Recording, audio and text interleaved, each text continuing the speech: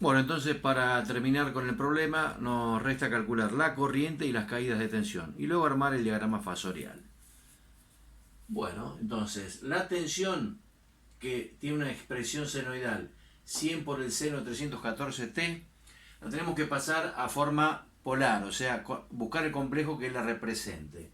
Es un complejo que tiene una parte real, un módulo que va a ser el valor eficaz 100 sobre raíz de 2, me da 70-71, con ángulo cero. ¿Por qué ángulo cero? Porque no tiene desfasaje. Fíjense que no está sumado. Podría tener un ángulo de desfasaje, pero tomamos siempre la tensión como referencia, por lo tanto le damos ángulo cero, para referir todas las magnitudes a la misma.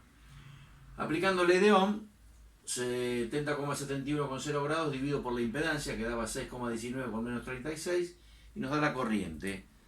11,42 con ángulo 36.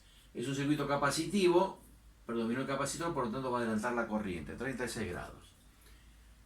Para calcular las caídas de tensión aplico el de Ohm, entonces tengo VR igual a la resistencia por la corriente, me da 57,1, ángulo 36. Hago lo propio con la bobina, me da 35,86, ángulo 126. Y el capacitor 77,43 con ángulo menos 54.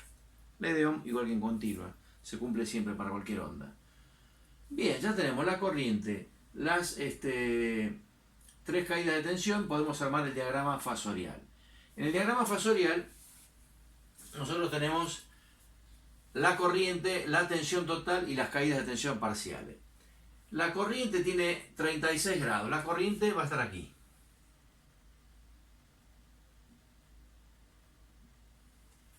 Y con el puntito todas las magnitudes porque eso me indica que es un fasor, un vector giratorio.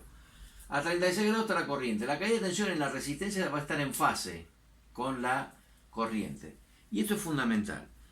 La resistencia, como no almacena energía, la disipa, la transforma en calor, no provoca desfasaje, o sea, la tensión y la corriente están en fase.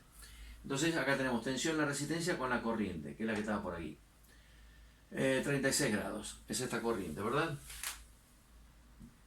La corriente I. Bueno, entonces, las caídas de tensión en la bobina van a estar 90 grados en adelanto con respecto a la corriente. Eso me da 126 grados. Y en el capacitor, 90 grados en atraso.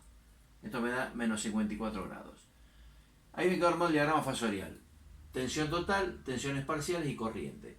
Fíjense que la tensión total es la obtengo como la raíz cuadrada de la tensión en la resistencia al cuadrado, 57,1, más la resta de ambas, o sea, de ambas reactancias, B sub C menos B sub L, al cuadrado. Compongo vectorialmente y esto me da 70,63 voltios. Esa es la tensión total, que coincide con esta, por la diferencia decimales, 70,71, y sería la segunda ley de Kirchhoff hecha o calculada en forma vectorial o fasorial. ¿Está claro? Con esto quedó listo el problema. Ya vimos en el video anterior el circuito, el diagrama vectorial para calcular la impedancia y luego el fasorial para calcular las magnitudes como cerca de caída de tensión y corriente total, que responden al diagrama fasorial, porque recordemos que el fasor es un vector giratorio. En definitiva, en un caso o en el otro, ambos diagramas y todo el circuito se lleva a algo, digamos, que es comparable con un elemento matemático que es el número complejo. O sea que tanto las magnitudes vectoriales como fasoriales van a ser representadas por números complejos. ¿Está? Ahí quedó listo ya el problema del circuito serie.